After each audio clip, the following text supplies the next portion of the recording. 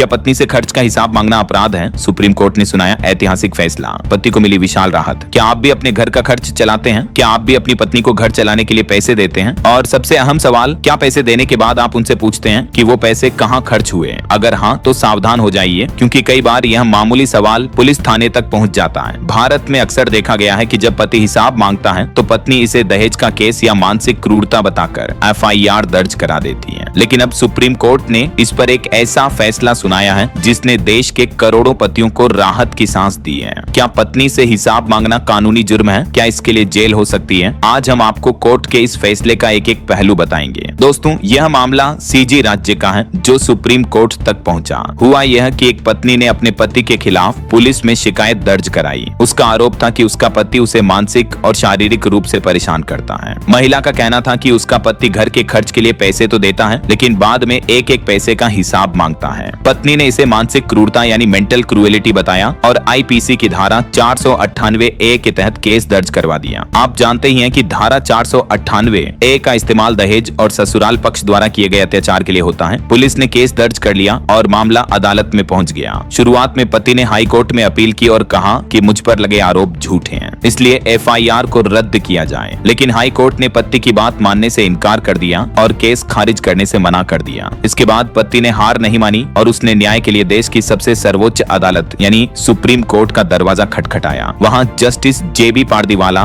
और जस्टिस प्रशांत कुमार मिश्रा की बेंच ने इस मामले की सुनवाई की। सुप्रीम कोर्ट ने जो कहा वह हर शादीशुदा इंसान को सुनना चाहिए। कोर्ट ने साफ शब्दों में कहा कि अगर कोई पति अपनी पत्नी से ये पूछता है कि उसने पैसे कहाँ खर्च किए तो ये कोई अपराध नहीं है। जजों ने कहा कि गृहस्थी चलाने के लिए पति और पत्नी के बीच हिसाब किताब की बात होना एक सामान्य प्रक्रिया है। इसे किसी भी तरह से क्रूरता या दहेज की मांग नहीं माना जा सकता। कोर्ट ने यह भी कहा कि शादीशुदा जिंदगी में पति और पत्नी के बीच कई बार बहस होती है, लेकिन हर बहस को आप कोर्ट में लाकर उसे अपराध नहीं बना सकते। सुप्रीम कोर्ट ने माना कि पत्नी द्वारा लगाए गए आरोप साफ नहीं थे और उनका मकसद सिर्फ पति को परेशान करना लग रहा था। इसलिए सुप्रीम कोर्ट ने हाई कोर्ट के फैसले को बदल दिया और पति के खिलाफ दर्ज FIR को तुरंत प्रभाव से रद्द कर दिया। ये फैसला इसलिए भी अहम है क्योंकि आजकल धारा 458A के गलत इस्तेमाल की खबरें बहुत आम हो गई हैं। अक्सर छोटे मोटे विवाद में भी पति और उसके पूरे परिवार को फंसा दिया जाता है, लेकिन इस फैसले ने यह लकीर खींच दी है कि घर के आर्थिक अनुशासन को बनाए रखना कोई जुर्म नहीं है। तो दोस्तों, अगर आप भी अपने घर का बजट संभालते हैं और हिसाब किताब रखते हैं तो डरने की जरूरत नहीं है। कानून आपके साथ है। सुप्रीम कोर्ट ने यह भी साफ किया है कि शादी एक पवित्र बंधन है और इसमें छोटी बातों को अपराध बनाना गलत है। लेकिन याद रखें, हिसाब मांगना और ताने देना, इन दोनों में अंतर होता है। आपसी सम्मान बना रहना चाहिए। आपको सुप्रीम कोर्ट का यह फैसला कैसा लगा? क्या इससे झूठे केस कम होंगे? अपनी राय हमें कमेंट बॉक्स में जरूर बताएं। इस वीडियो को अपने सभी शादीशुदा दोस्तों के साथ शेयर जरूर करें। DLS न्यूज के साथ बने रहने के लिए धन्यवाद। जय हिंद, जय भारत।